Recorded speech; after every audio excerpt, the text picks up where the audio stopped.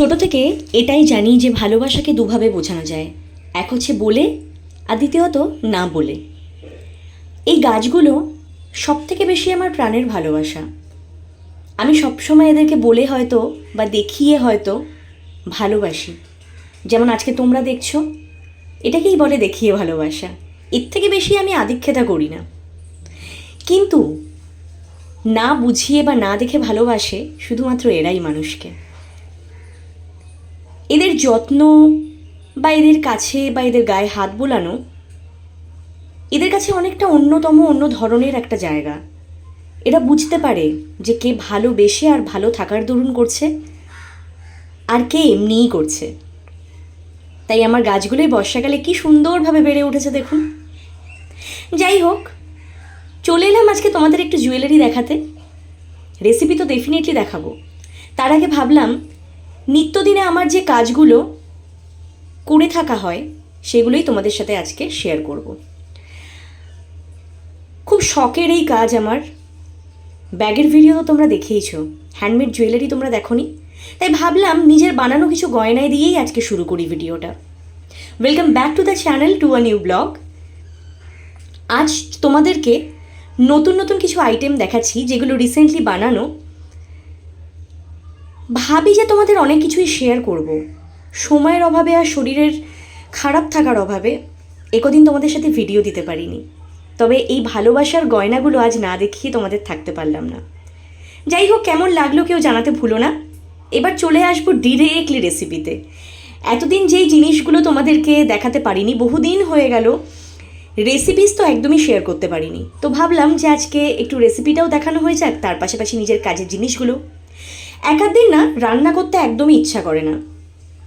মনে হয় নিরামিষের দিনগুলোতে শুধু ঘি, আলু সিদ্ধ, বাটার বা ঘি দিয়েই হয়ে যায়।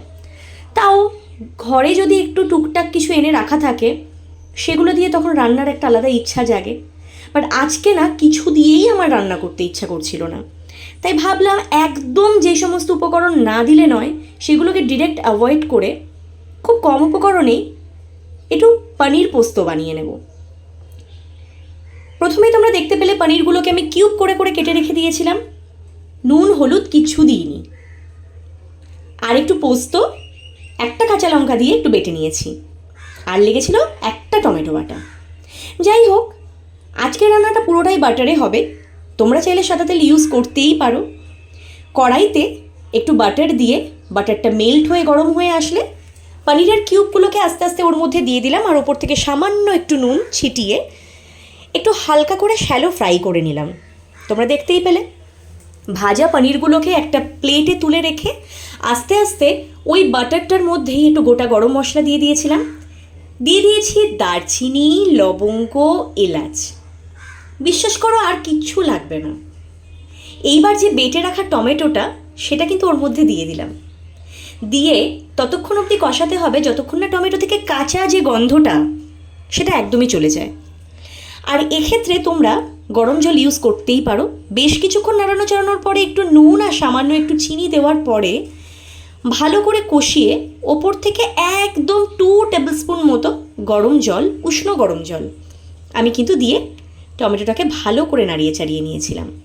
যে কোনো রান্নার ক্ষেত্রে আমি আগেও বলেছি গরম জল দেওয়াটাই অত্যন্ত উপকারী, কারণ ঠান্ডা জল দিলে কুকিং প্রসেসটা ওখানেই স্টপ হয়ে যায়। তোমরাও রান্না করার সময় চেষ্টা করো অল টাইম গরম জল ব্যবহার করার।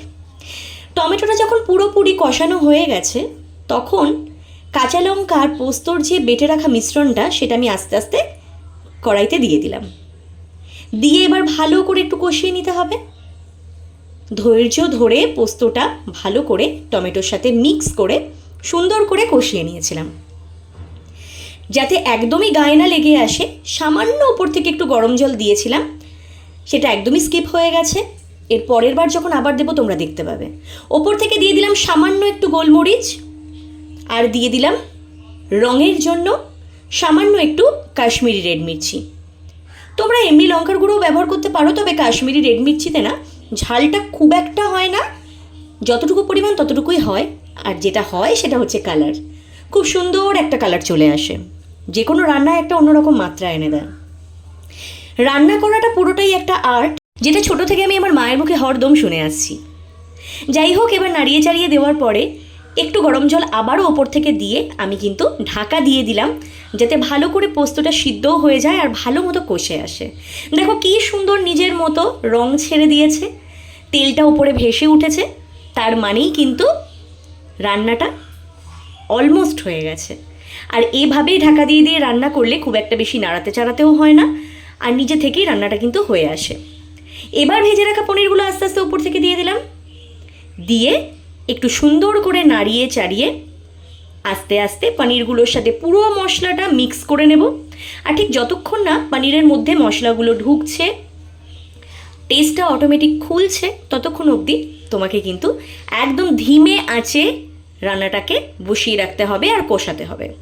ব্যাস, এবার আমার হয়ে গেছে পনির পোস্ত। ওপর থেকে দিয়ে দিলাম সামান্য একটু শাহি গরম মশলা, আর যেটা দিয়ে দিলাম না দিলেই নয়, সেটা হচ্ছে আমুলের একটু fresh cream. Yes, fresh cream দিলে রান্নাটা একটু অন্য রকম টেস্ট হয়ে যায়, খেতেও খুব সুন্দর লাগে। ব্যাস, ফ্রেশ ক্রিমটা দিয়ে একটু ভালো করে নাড়িয়ে চাড়িয়ে নিলাম, আর দিয়ে দিলাম ওপর থেকে সামান্য একটু কসুরি মেথি, যেটাকে হাতে একটু ক্রাশ করে ভালো করে দিয়ে দিলাম। পনিরে কসুরি মেথিটা টেস্টটাকে কিন্তু অন্যরকমভাবে এনহ্যান্স করে, কি তাই তো? সবসময় হয়তো আমি পনির রান্নার ক্ষেত্রে কসুরি মেথি ইউজ করি না, বাট দিলে খুব ভালো লাগে, তাই আজকের রান্নাটাই দিলাম। কেমন হয়েছে দেখে বলো তো? একদিন এভাবেও ট্রাই করে দেখো। কিছুই দিইনি, অথচ খেতে কিন্তু অদ্ভুত হয়েছিল। দোকানের থেকে বা রেস্টুরেন্টের থেকে কোনো অংশে কম ছিল না। যাই হোক, তোমাদের ভালোবাসায় শরীর ভালোই আছে এখন। তোমরা কেমন আছো কেউ জানাতে ভুলো না। রান্নাটা যদি ভালো লেগে থাকে, বরাবরের মতোই একটা কথা বলবো, সবার সাথে শেয়ার করো। ভালো লাগলে লাইক, কমেন্ট অ্যান্ড চ্যানেলটা সাবস্ক্রাইব করে দিও। দেখা হবে নেক্সট ব্লগে। টাটা।